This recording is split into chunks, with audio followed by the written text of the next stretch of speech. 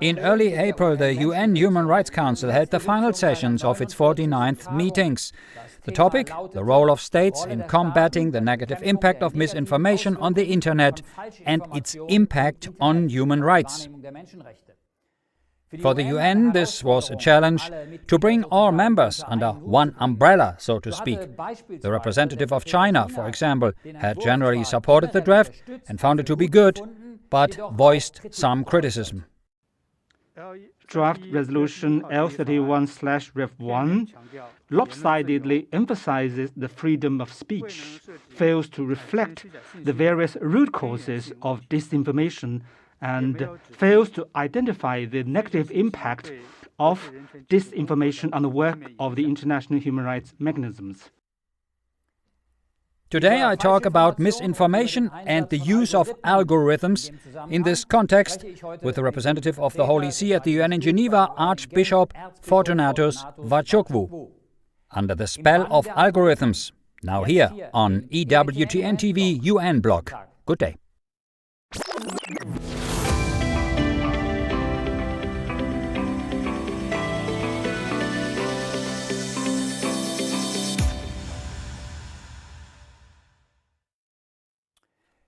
In the decision of the last meetings of the 49th sessions of the Human Rights Council, the issue of freedom of expression and opinion on the internet was discussed, against the backdrop of fake news, misinformation. I welcome now a regular guest of our programs. In Geneva, good day, Excellency. Good afternoon, Christian. From a Catholic perspective, how should we behave online in terms of our opinions and our faith? Your advice. My advice is simple. It is, as Catholic and as Christians, my advice would be to refer you back to what Jesus said himself in John chapter 13, verses 34 and 35. A new commandment I leave you, love one another as I, Jesus, have loved you. No longer just as you love yourself, but as Jesus loves.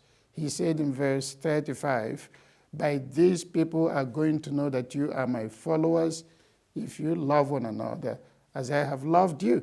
So in using the internet, and you think of the other person, that you are supposed to act with this principle of love, not of dealing badly with the other person, of harming the other person, of putting out materials that might damage the image, the dignity of the other person, then you are using the internet correctly.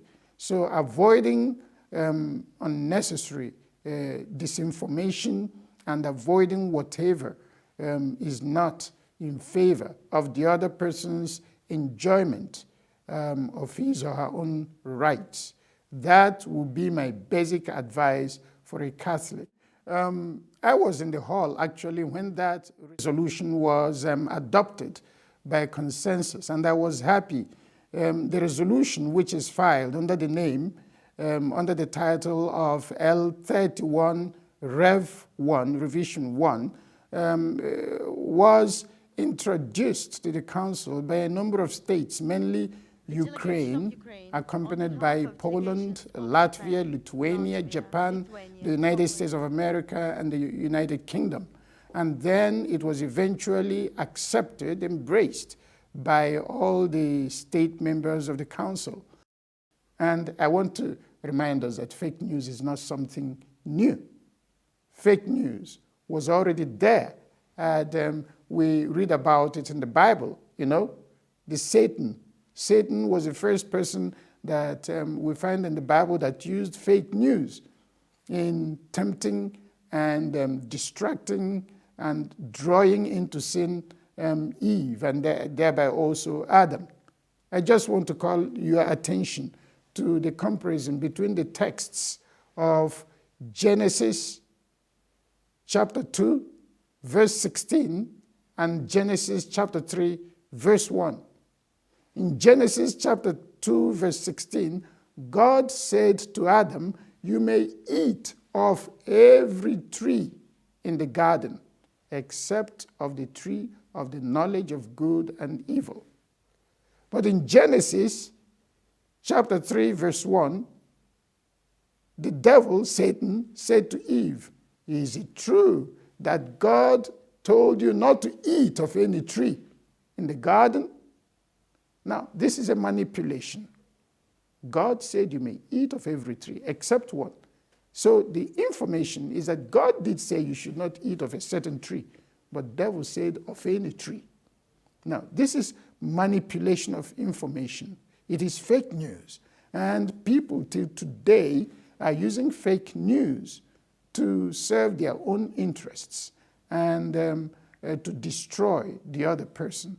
So as Christians, we should be careful to make sure that we do not use fake news.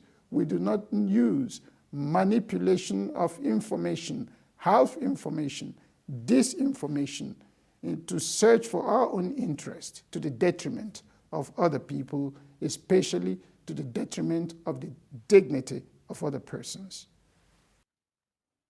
The UN Human Rights Council criticizes in one of its points in the resolution you mentioned that women in particular are underrepresented, are attacked and intimidated in the public space, in journalism, in politics, etc. However, if we look at the reality, the opposite seems to be the case. Women are flourishing everywhere, in politics, media, journalism and public life.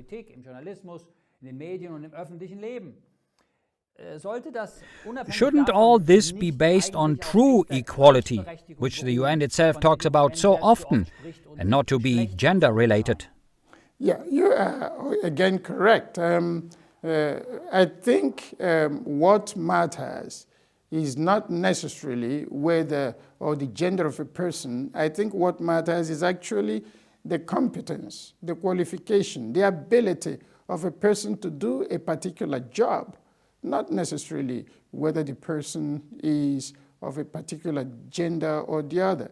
And I repeat, we have to bear in mind that our equal dignity does not mean sameness.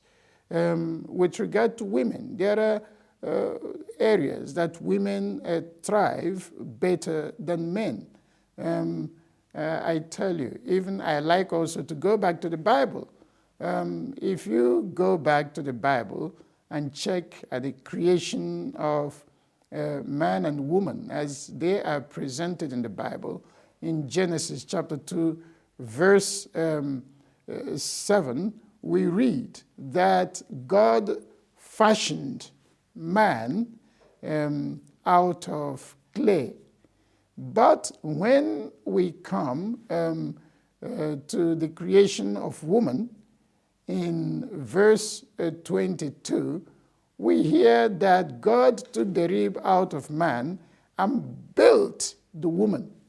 The Hebrew verb used is banah, to build, as you build a house with various instruments. So there is a certain artistry in the nature of the woman that may not be easily available in the man, and that is why women are more intuitive in handling certain complex situations in the family. Leave a man to take care of the children.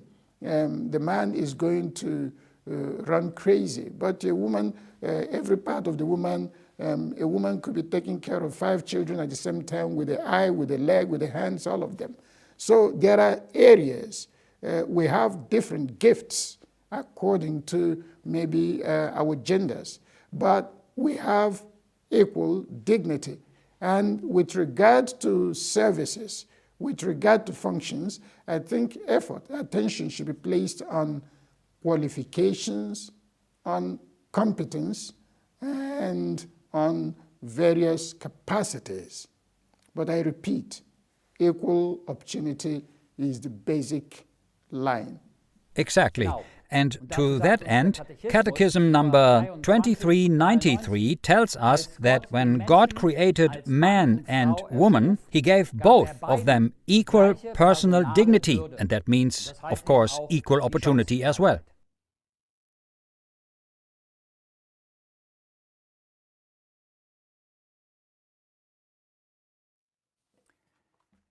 In its resolution, the UN Human Rights Council encourages states and social media companies to take stronger actions against misinformation by using, I shorten it, algorithms and rating systems.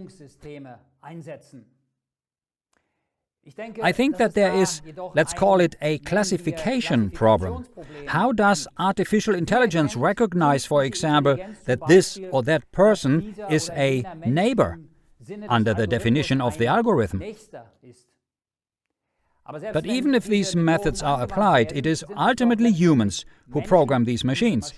Therefore, isn't there a danger of manipulation of what is called true and recognized and what is not? Your opinion? You are very correct here again, Christian. Algorithms, the algorithms themselves as such, could be things positive, useful means of analysis. But when you use algorithm to target information and you indirectly create a subgroup that does not reflect the full reality, there is nothing that can replace a direct communication dialogue with living human beings who will be speaking from their concrete situations.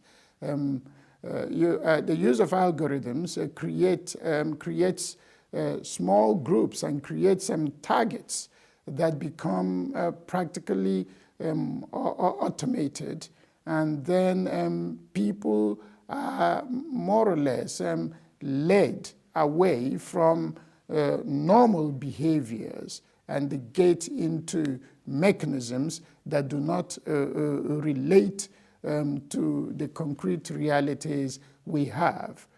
Nothing, I repeat, replaces or should replace the dialogue between persons, human persons, in their concrete situations.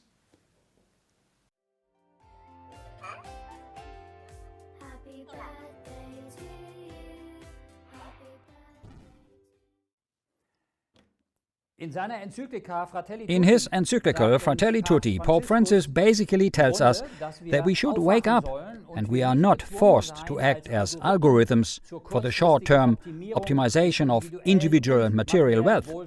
We have a moral duty to see others first and foremost as brothers and friends. The German non-fiction author and technology journalist Thomas Ramge put it this way. He wrote, "For the time being, we need not to fear artificial intelligence, but the people who abuse it."